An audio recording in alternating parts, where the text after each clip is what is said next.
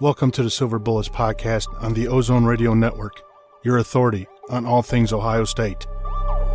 And now, here are your hosts, WVA Buckeye and Charles at the BBC, to discuss the women's basketball team, String Ting. Hello, everybody, and welcome to another episode of String Ting on Silver Bullets podcast on the Ozone Radio Network. We are unmasking ourselves tonight, so to speak, because I threw Charles under the bus when we were interviewing Marty. So thank you for joining us. I'm Chris Hunt, and he's Charles Kuehn. And we were just talking about officiating that both of us do at the high school level, although he be somewhere out west and me be in the Midwest, exchanging some pretty good stories. And Charles, it's like you just said, being able to talk about the Buckeyes and the women's team right now is probably a welcome change to what you've been doing all evening. Yeah, I would agree. It's even when they're having bad games, it's much better than the standard high school basketball around here by a big stretch. Yeah, I would totally agree with you on that subject. And we were going to try to have one of the assistants on tonight, and to be honest about it, after having associate head coach Patrick Klein, we follow him up with Marty Bannister in a pretty good show that aired this past Sunday. They're just going to get us tonight, but we've got plenty to talk about, because the one topic that Charles we've talked about repeatedly since we've started String Ting was this Murderers Row part of the schedule and how the Buckeyes would fare. And after a 9-game winning streak coming to the end at the hand of the Wolverines in Columbus, which we talked to Marty about, really a pretty disappointing stretch for Ohio State women's basketball. Yeah, I definitely agree. Losing 3 in a row to conference opponents is definitely a tough stretch to take. I think we talked about this a little bit last week, that it's the first time this has happened since Kevin McGuff's first year at Ohio State. So it's not something that we're used to as Ohio State fans. No, not even close. And oddly enough, with that group of players that were in Columbus at the time, people can speculate all they want about why Jim Foster was let go, and it was really the lack of restocking the cupboard. And Coach McGuff did the best that he could his first year to make some things happen. There were just better teams than his team in the conference, and it's that crazy gumball machine scheduling that the Big Ten does, and having to play Michigan at home within just a little more than a week from beating them in overtime up there. And I don't know how you feel about it, but with that game and the type of game that Thome put in for the Wolverines, I think it set the tone for the next couple of games. It certainly seemed like that just rattled the team to some level, and they, had trouble kind of getting back to it. And obviously it didn't help that coming off that loss, you go to Maryland, who has pretty much dominated the Big Ten ever since they joined. Up until this year, Ohio State had been the only team to beat them, and I think that had only been a couple times. And so it's a tough place to play anyway. You're coming off of a loss, and then Maryland just added to it by just by shooting really well that night. They had 2 players who both broke 20 points in that one, so that was a tough one to take. And then losing by them to 30, I think probably kind of led right into the loss to Iowa. That the team just was really on its heels and struggling at that point. Yeah, I think one of the because I watched the Michigan and the Iowa games, and it's the one thing we've been talking about, how this isn't just a Kelsey Mitchell team and how they spread the wealth. Even in the loss of Maryland, they still had managed somehow to put 5 players in double figures, although it wasn't enough, losing by 30. Right. Yeah. I mean, yeah, it works. It was good to see them put 5 players in double figures again, which obviously the loss. But the nice thing about seeing that though is the fact that it's not like in past years where we've seen Ohio State be a 1 or 2 player team where if they shut that person down, then the team's in trouble and they lose and no one else steps up. Here, yeah, it was a bad loss, no doubt about it. But you still had players scoring, even if Kelsey didn't have a great night, and she didn't, and Stephanie didn't have a terribly great night either. They're still getting help from other people on the offensive end. Really, the problem during this stretch wasn't as much the offense, but it was the defense, frankly, just not showing up. Yeah, that was going to be the next thing that I mentioned. The fact that we had been bragging on how well the defense played, and Coach Klein even said, they have the goal of holding teams to 65 points a game, and I wonder how many times when a team goes into a game like that, and it really started early on. You could tell that Maryland was going to be able to move the ball at will. They were getting several players involved. Like you said, 2 of them went for more than 20 against the Buckeyes. It just seemed like they backed completely out of their defensive sets early in that game. Yeah, it's real tough to figure out exactly what happened there. But yeah, clearly the defense wasn't there. Maryland shot great, 55% from the field and a ridiculous 61% from 3, which sure, you're going to have some nights where teams are just on and they're just making shots.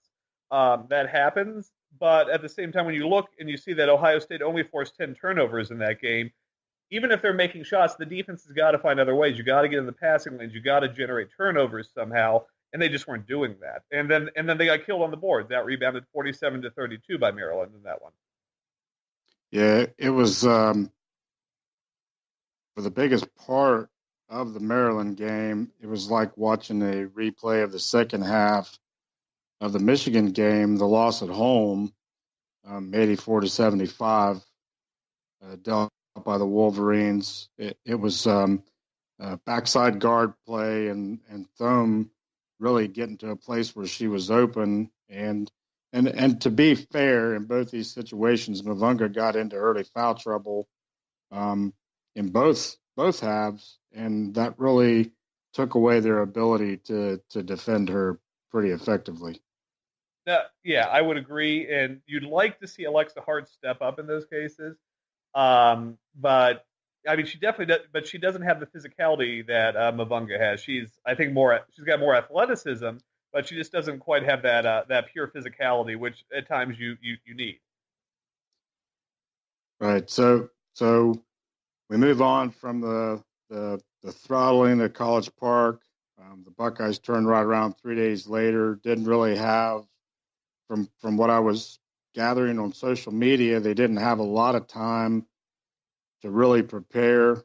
They had a couple of days there, and they had a short day traveling. So pretty much the same funk that they were in at College Park started out Iowa City, and they just never really got back into the ball game. Yeah, pretty much. I mean, yeah, they got down early. Once again, Iowa also shot well, over 50% from the field, over 50% from 3. It's just it's hard to win in that case. Now there was some signs of improvement. Obviously, it was a closer game, but and Ohio State did much better on the boards in that one. But still, the same thing. They weren't getting out on shooters, and they weren't letting people get good looks. And then once again, Iowa's got some good players. They had 2 break 20. And it just I think as you said, I think the short turnaround time coming off of a tough loss like Maryland just kind of stayed with them, and this is a team that isn't used to losing multiple games in a row, and I think you then have to kind of go back and figure out how do you adapt, how do you recover from that, and learning how to respond to a loss is something that teams have to do, and this is a team that fortunately hasn't had to do it all that often. No, like we said, McGough's first year, the last time they lost three straight, and then of course the year prior to that, Jim Foster's last year, he had a 4-game losing streak and a 3-game losing streak in the conference, his final season in Columbus. And really, Charles, looking at the play sheet from the Iowa game, they're only down 9 at the break, and they have an opportunity to really step things up when they come back out in the second half. And I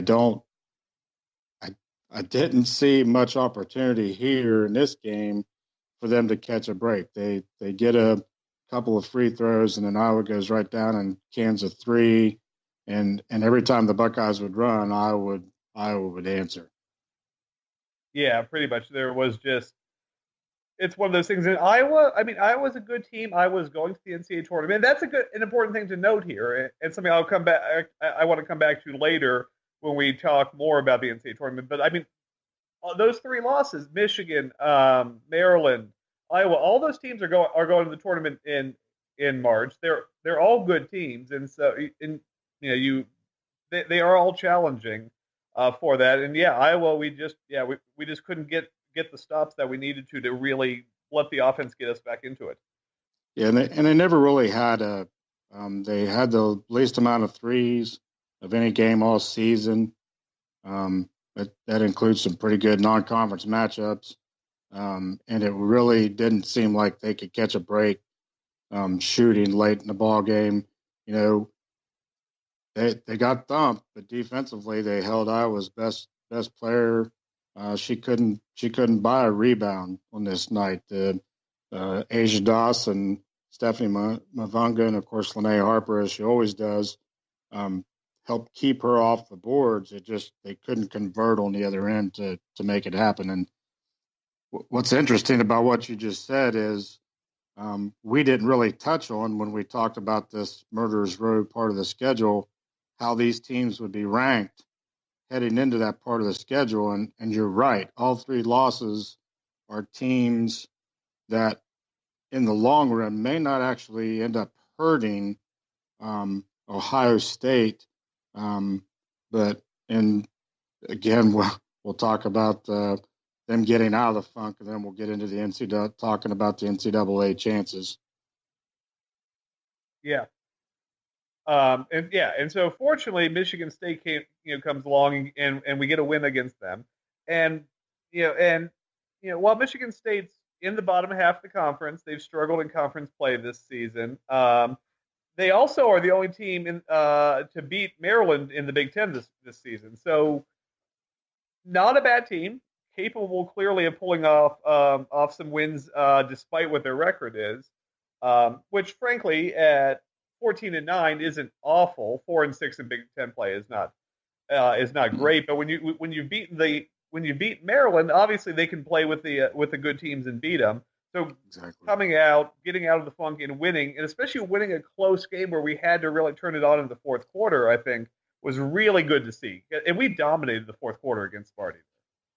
Yeah, they as much as the wheels came off against Maryland late in the game, the same thing happened to Michigan State, and I think so. To back it up to how terrible the defense really was during the 3 losses, their defense in the second half against Michigan State, making McCutcheon get rid of the basketball and not being able to be as effective on the defensive end, which the young lady is originally from my hometown and played at my kid's high school before she went to Lansing in the middle of her senior year. But they did a pretty good job of switching off people to make her get the ball into people that Michigan State didn't want really to have the ball.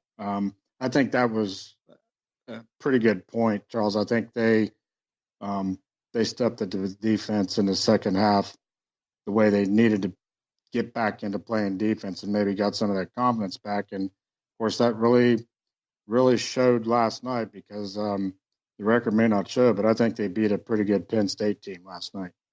Oh yeah, and anytime you go out and you just run over a team like they did against Penn State, you know, you got to be happy about that. I think that was a huge game to build some momentum going forward, and yeah, they dominated that game. Yeah, Penn State, as much as we weren't in the Maryland game, Penn State never really got anything, could get anything going against the Buckeyes in Columbus last night. They'll return the favor hopefully in a few weeks in a weekend or a Sunday matchup at Penn State that could help go a long way to some of the seeding. Before we move on to our NCAA conversation, really in a little bit of the Big Ten tournament conversation, what are your instincts about this game Saturday in Wisconsin? You always have to take everyone in the Big Ten seriously. There's no pushovers, but Wisconsin may be historically, or at least the last decade, the closest to a pushover in the Big Ten, if there is one.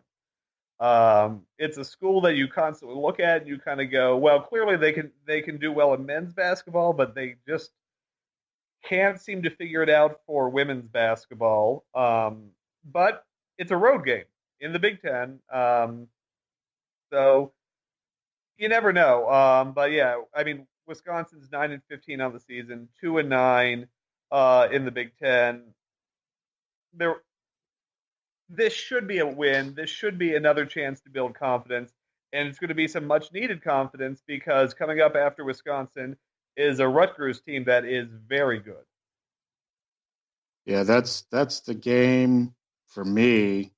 Just 5 days later, Thursday on February 8th. That to me is the game before they actually are going to Tampa, Florida to take on USF a few days after that. But that Rutgers game for the rest of the schedule, in my opinion, is the one that they're going to have to show up to play, and they're going to have to make sure that they have the defense back where they have, because Rutgers can really bring some scoring at you. Which is a weird thing to say for anyone who's a longtime fan of women's basketball, because Rutgers is a very good program, but they were never known for their offense. Right. They were always a defensive-minded program, and we can't. And that's a tough road. Another tough run because we have Rutgers in South Florida. Has kind of slipped under the radar, but South Florida is a ranked team. Yep. Yeah, they're 23rd in the coaches poll. They're just outside the AP poll, and they're 30th in RPI. So that's going to be a tough road game. And so that Rutgers in South Florida thing are going to be the real big chance for this team to, frankly, get the selection committee back on their side because that the Michigan loss, as we talked about with Marty, they forgave. They didn't hold it against us. However, they were less forgiving about the Maryland and Iowa losses because I don't know if you've seen it, but the NCAA released their bi-weekly update of how they see the top 16 seeds currently, and OSU fell from number 10 2 weeks ago, as we talked about, to outside of the top 16. Yeah, that's the thing. You and I were talking actually off podcast last week. I think it was about the same time as we both realized that they were going to lose to Iowa out west, and the thought process that you put into the Murderers Row part of the schedule, and Patrick Klein even said it. They can't stumble if they want to be a team that hosts the first two rounds and then is playing there in Columbus in the Final Four. They can't stumble during that stretch, and they did a lot more than stumble. And I find it really difficult to believe that even if they can beat Rutgers, USF, and win the Big Ten tourney, I don't know, even setting it at 17 in one poll, 18 in the other, that they can get back to where they're a bona fide 4 seed. I think it really comes down to the committee and what the committee is thinking. And today's announcement definitely has a lot of people out there scratching their heads exactly what the committee is thinking. And the big thing really is looking at how Tennessee and Ohio State fared, because so both teams came in. Were in the top 16 2 weeks ago. Everything was looking good, and well, frankly, struggled since then. Tennessee went 1-3. Ohio State went 2-2 over the 2 weeks since that poll came out. But Ohio State dropped out, and Tennessee only fell to 11th in it. So there's kind of a lot of question of what exactly is the committee thinking on this, and you could make arguments one way or the other. Tennessee is 18-4 on the season. Ohio State is 18-5, but Ohio State's got a much harder strength of schedule. We've played the fourth toughest schedule in the country.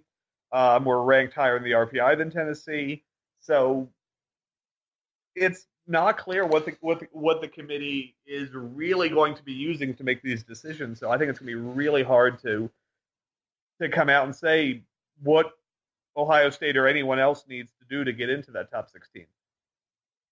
Yeah, and I would definitely say that the bottom line is probably fundamentally they've got to win out, take care of business, and especially win a Big Ten tournament that, looking at it now, depending on how the top 4 seeds land in it, that could end up being quite an interesting affair for the Buckeyes this year.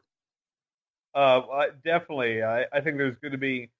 I think it's going to be a very interesting tournament. For obviously Maryland's at the top of the Big Ten right now. Nebraska has rebuilt themselves back up into a very good team, and something that they had struggled pretty much ever since joining the Big Ten. So it's kind of nice to see them getting back to the strength they used to have. Be better if they were behind Ohio State currently. Michigan is at third. Ohio State's looking at fourth right now. So the top of the conference, there's going to be some very interesting games come tournament time there. So, and while I think at this point, winning the regular season Big Ten is probably not going to happen. We're 2 games behind Maryland, and we don't have the tiebreaker. But I think we could certainly finish as high as second quite easily in the conference. Yeah, and that's definitely going to have an impact on how things play out before they get into the home stretch of it. I was just looking at the rest of Maryland's schedule, and they are at Nebraska next, and then at Michigan State and at Rutgers. So they've got a 3-game stretch right now that Maryland, if they don't, mind their P's and Q's, they could be in some trouble come tournament time. So there's an outside shot that Ohio State could do it, but they need help. They need Michigan to lose a couple, and incidentally, Michigan and Maryland play the last game of the regular season, and then Nebraska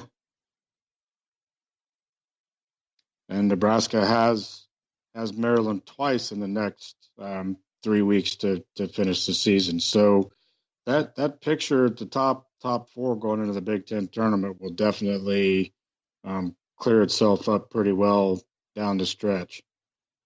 Yeah, but I suspect we're going to come down to the final day, and there's going to be some very interesting games in that final stretch. Now, unfortunately for Ohio State, we played our toughest conference games early overall, so we hopefully are going to be able to sit back and hope and get some help there. As some of these other teams really get into the meat of their conference schedule. Right. Yeah. But yeah, I think at this point, obviously, win the Big Ten tournament and win out, or even if you win the Big Ten tournament, I think we could probably take one loss as long as it was to a good team in the rest of the season. And I think we're still looking at a top 4 seed in the NCAA tournament and that very important hosting spot.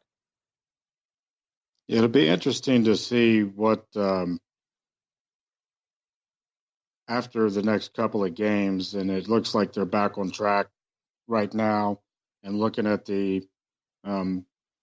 schedule, looking at our schedule, really what we're going to do with String Ting, we're going to have an opportunity to watch some pretty good basketball, the Ohio State, over the next couple of weeks, and then we have an opportunity. We're going to have an opportunity to talk to one of our favorite people, and we're going to try. That'll probably be our next show.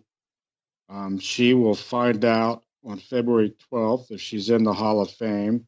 And, of course, I'm talking about Katie Smith. So sometime the day after the USF game, we should know whether or not she's in the Hall of Fame. And I think it's crazy to even think that she's not a unanimous, first ballot Hall of Famer. She's been relatively busy here of late, but it'll be interesting to hear her thoughts about the team's possibilities after stumbling down the stretch. So when we talk to her, they're about the third week of February, which is a show I'm really looking forward to. I think it's going to be a lot of fun. Not that I don't like just having conversations with you, Charles. I have an appreciation for you. We're the only two women's fan bloggers, whatever you want to call it, on the planet. But I'm really looking forward to talking to Katie in a couple weeks. I'll try not to take offense at that. No, I don't think it's a bad thing to say that you'd rather talk to Katie than me. I'm really looking forward to that show. I think it's going to be a lot of fun, and yeah, I think it's a no-brainer. She gets into the Hall of Fame. If she doesn't, then I think the Hall of Fame has no meaning, frankly. If they overlook her on the first, it's inconceivable. But before we wrap up, here we should we've talked about the team a lot, but we probably should make sure we throw some love to Kelsey Mitchell. Not that we lack that in general, but even during this tougher stretch we've had, she came up big. She now set the Big Ten career scoring record for women's basketball, and is now up to 4th all time in the NCAA. So. And I believe those are just the last 2 games where she's hit those marks. So not only is the team rebounded, but we've gotten some real big individual moments too there. Yeah, it's the interesting part about it that I didn't know about her setting the all-time career point mark. She set the which she's had the three record, but she that record and the point record in the Big Ten are men's, women's, the most in men's or women's history. So it's really interesting when you talk about what she has done this season, what she's meant to this team this season, and what she'll continue to mean to this season. You're absolutely right. We have to throw some spotlight on her because she's been an outstandingly consistent player. You can count all the bad games she's had on one hand since she's been in Columbus, and I can't even remember those games just because of all the good that she's been able to do. And she has been the one that's made this team a team this year and made this team better. No, I definitely agree. I mean, she's the leader of the team. She really is that driving force for it. And frankly, she makes them better also because she draws a heck of a lot of attention on defense, which gives everyone else a lot of opportunities to do. And she's, especially the last season or two, she's really stepped up also at moving the ball, and her assist numbers have been quite nice too to see. So she's not just scoring; she's generating points in a lot of ways. That's right. I meant to actually go. So let me look at that right now real quick before, because I'm not, I'm fairly certain Samantha Perhalis has the assist and steal records. I'm 99% sure that that is correct, and it's going to be hard for someone to get to beat her for that. Well, my iPad doesn't want to cooperate.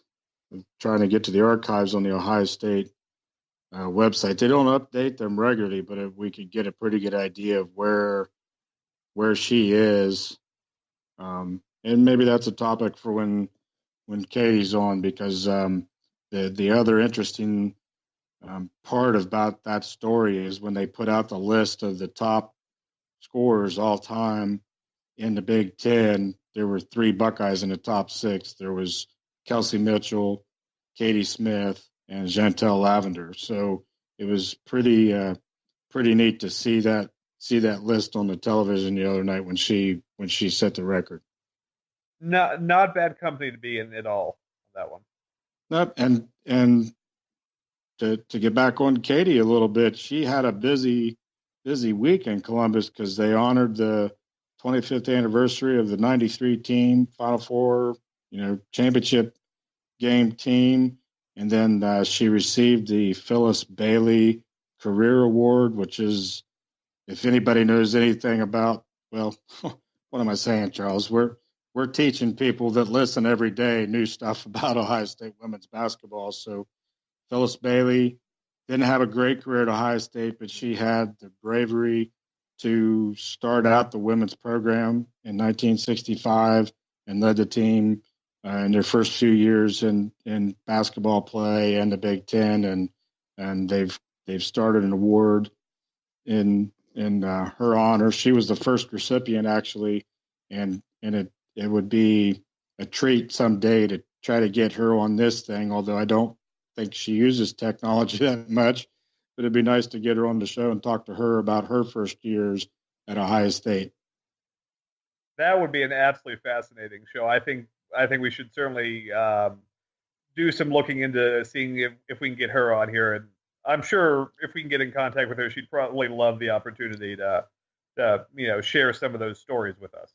Absolutely. And I know our man Shannon has a phone line that Phyllis might be able to call. So I'll get to work on that tomorrow and see if somebody can make the connection for us to talk to them and or talk to her in the future. And yeah, that'd be one of those shows we'd want to do right after the end of the regular season and just before the Big Ten tournament starts. Yeah, that'd probably be a good time to do that. So I guess we'll have a bunch of show planning to do after this. That's exactly right. Yep. So the good news is we should be back in a couple of weeks with Katie Smith. I'm looking forward to that time with her.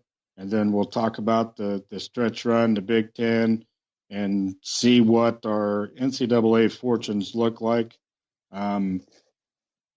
Charles, you got any more thoughts on what they need to continue to do?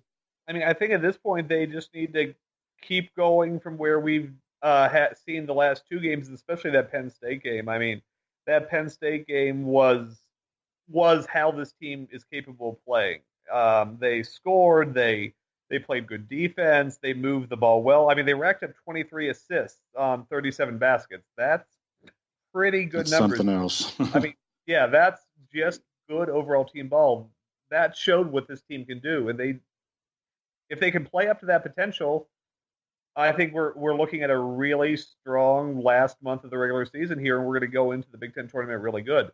But it starts with just focusing on what they do well, and going to Wisconsin this week, focusing on that. We're playing them, then we'll worry about Rutgers, then we'll worry about South Florida, and eventually we'll worry about the NCAAs and the Big Ten tournament and all that stuff later. But I think these last two games have shown once again that this team is still capable, and if we can keep playing like that, I think we're going to be in good shape. I totally agree with you. The Buckeyes take on the Badgers Saturday, February 3rd, 1 p.m., which is actually going to be yesterday as you're listening to this on BTN. And then they don't have a network or anything for Rutgers, so I'm really surprised that it's not at least going to be on BTN that night or somewhere, because the next showdown with USF is on ESPN2.